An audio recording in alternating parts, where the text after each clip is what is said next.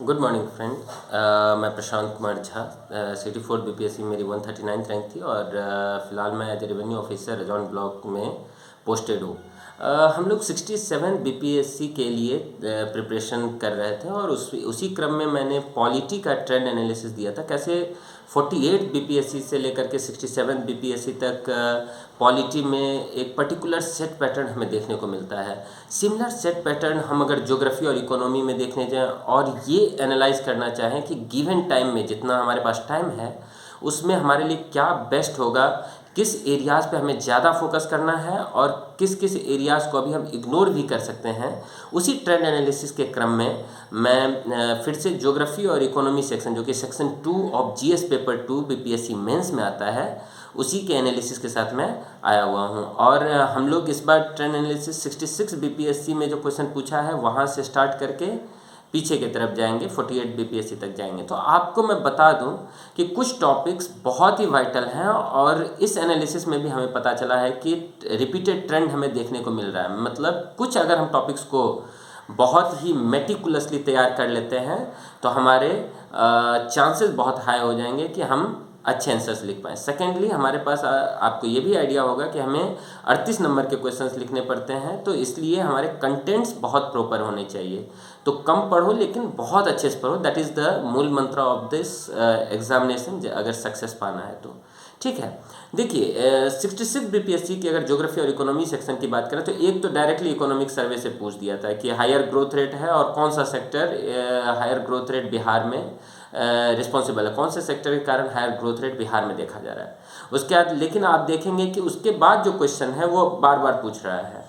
ठीक है, तो इकोनॉमिक सर्वे एक इंपॉर्टेंट थीम हो जाता है। Second, disparity in economy and social development in Bihar. आप देख रहे हैं इकोनॉमिक डेवलपमेंट में भी डिस्पैरिटी है, सोशल डेवलपमेंट में भी डिस्पैरिटी, मतलब डेवलपमेंट एक इम्पोर्टेंट टॉपिक है। डेवलपमेंट एक इम्पोर्टेंट टॉपिक है और इसमें बिहार से जब भी हम ये वाला सेक्शन कर रहे हैं इसमें बिहार बहुत इंपॉर्टेंट हो जाता है। थर्ड जो इसमें 66 में पूछा वो डेमोग्राफिक डिविडेंड। आपको मैं बता दूं कि यही डेमोग्राफिक डिविडेंड 56 से 59 में भी जा करके पूछा है, डेमोग्राफिक डिविडेंड।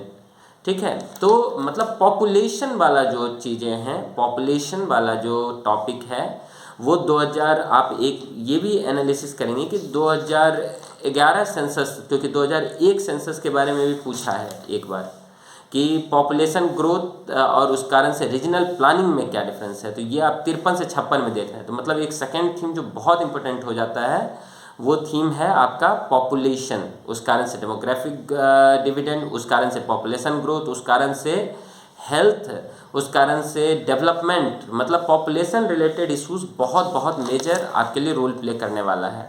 उसके बाद देखिए ह्यूमन डेवलपमेंट, ह्यूमन डेवलपमेंट कैसे मेजर किया जाता है और बिहार में इसके लिए क्या, इसको बेहतर करने के लिए क्या क्या स्टेप्स लिए गए।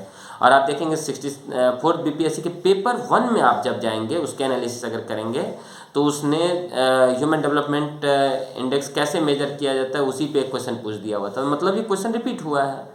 आप देखिए एग्रीकल्चर बहुत मेजर टॉपिक है, वो इंडिया की हो प्रोडक्शन प्रोडक्टिविटी या बिहार की हो, क्योंकि 65 में पूछा है। सिमिलरली आप 63rd में देख रहे हैं इंडियन एग्रीकल्चर के बारे में पूछा है। 60 से 62 में पूछा है growth and development of Indian agriculture.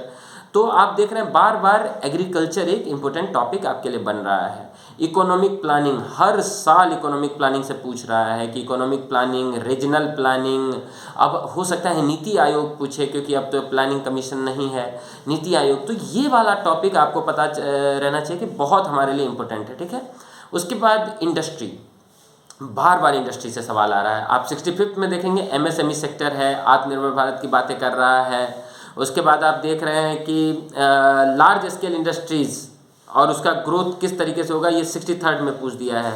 फिर आप देख सकते हैं कि इंडस्ट्रीज़ में आप देख सकते हैं कि किस तरीके से हो सकता है फूड सेक्टर का जो इंडस्ट्रीज़ है, जो ग्रोइंग इंडस्ट्री है, सनराइज इंडस्ट्रीज़ हैं, उसके बारे में आपसे पूछा जा सके। तो इंडस्ट्रीज़ एक मेजर टॉपिक बिहार के इकोनॉमी और ज्योग्राफी में आपको देखने को मिलेगा। और अनडाउटेडली आप देख सकते हैं एक इम्पोर्टेंट टॉपिक यहाँ पे आता है फूड सिक्योरिटी। ठीक है, फूड सिक्योरिटी, डब्ल्यूटीओ और सब्सिडी का इशू बहुत इंपॉर्टेंट है। देखिए फूड सिक्योरिटी, डब्ल्यूटीओ ये दोनों 64 में पूछा है, 60-62 में सब्सिडी को जाकर के पूछा है। ठीक है, और आप यहीं देखेंगे कि 64वीं में भी जाकर पॉपुलेशन और उससे ग्रोथ रिलेटेड इश्यूज, तो पॉपुलेशन फिर से एक इम्पोर्टेंट टॉपिक बन जाता है। आप देख रहे हैं कि इम्पोर्टेंट टॉपिक में एक आता है पोवर्टी, पोवर्टी एक इम्पोर्टेंट टॉपिक है, ठीक है। और एक इम्पोर्टेंट टॉपिक है मिनरल्स, मिनरल्स कैसे डिस्ट्रीब्यूटेड है कहाँ पे, ये ज्योग्राफी का इम्पोर्टेंट पार्ट है। उसको हो सकता है कि मिनरल्स से आपको जो है इकोनॉमी से भी रिलेट करें कि कैसे हमारे मिनरल्स जो है इंडस्ट्रीज़ के ग्रोथ के लिए इम्पोर्टेंट होते हैं। सिमिलरली आप देखेंगे कि एम्प्लॉयमेंट एक मेजर इशू है, इस बार भी रह सकता है क्योंकि एम्प्लॉयमेंट एक मेजर चर्चा का विषय है। और प्लानिंग हमारा डिसेंट्रलाइज्ड प्लानिंग तो है ही। इसी क्रम में आप देख रहे हैं कि एग्रीकल्चरल मार्केटिंग, तो एग्रीकल्चर पे कुछ भी आ सकता है, एग्रीकल्चर मार्केटिंग इंपॉर्टेंट हो जाता है। उसके बाद हाँ, एक इम्पोर्टेंट टॉपिक जो आता है कि आप इन डेवलपमेंट को इन्वायरमेंट के साथ भी लिंक करेंगे, ठीक है। तो इन्वायरमेंटल प्रोटेक्शन, सस्टेनेबल ग्रोथ, ये जो इम्पोर्टेंट टॉपिक है ये भी बहुत इंपॉर्टेंट है। देखिए ज्योग्राफी से बहुत टिपिकल क्वेश्चन हमको कम ही दिखा है, जैसे इंडियन मानसून के बारे में पूछा है 53 से 56 में, लेकिन उसका फिर पूछ दिया है कि कैसे आप उसे एग्रीकल्चरल प्लानिंग में यूज़ करेंगे। तो इंडियन मानसून थोड़ा सा ही उसमें पूछा है, कोई बहुत बड़ा बात नहीं पूछ लिया है। तो कहीं ना कहीं जो फिजिकल ज्योग्राफी जो हमें दिख रहा है वो बहुत ज़्यादा नहीं दिख रहा है, ठीक है।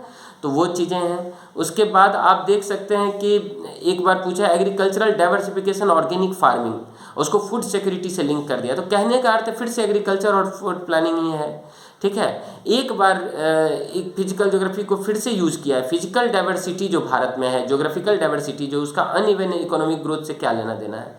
तो कहीं पे डेजर्ट है, कहीं पे पानी नहीं है, तो इस तरीके से तो फिर भी उसे बहुत ज़्यादा हम ज्योग्राफी नहीं देख सकते हैं। प्लानिंग को पॉवर्टी से लिंक करके पूछा है 48वीं से 52वीं में।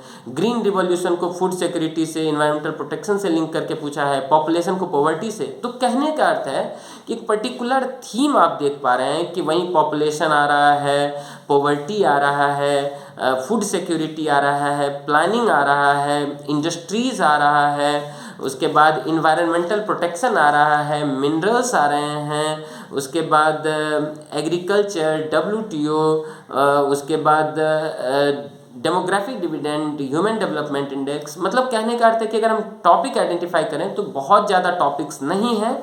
इसी को हमें, और साथ में इकोनॉमिक सर्वे और बजट को हमें यूज़ करना है, अधिक से अधिक यूज़ करना है। अगर नहीं भी पूछ रहा है तो as per economic survey this, as per budget 2000, मतलब जो भी हमारा इस साल का बजट है, इस तरीके से हम अगर यूज़ करते हैं तो हमारा आंसर बेटर डाइवर्सिफाइड होगा। तो यही हमारा ट्रेंड एनालिसिस था, जिसके तहत हम ये कह सकते हैं कि सेट पैटर्न पे आ रहा है, आपको मेहनत करने की ज़रूरत है, आइडेंटिफाई करने की ज़रूरत है, और आइडेंटिफाई करके मैं दे भी रहा हूँ।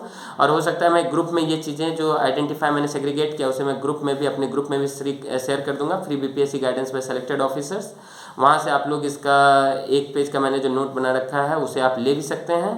Thank you guys, thank you, all the best, अच्छे से कीजिए।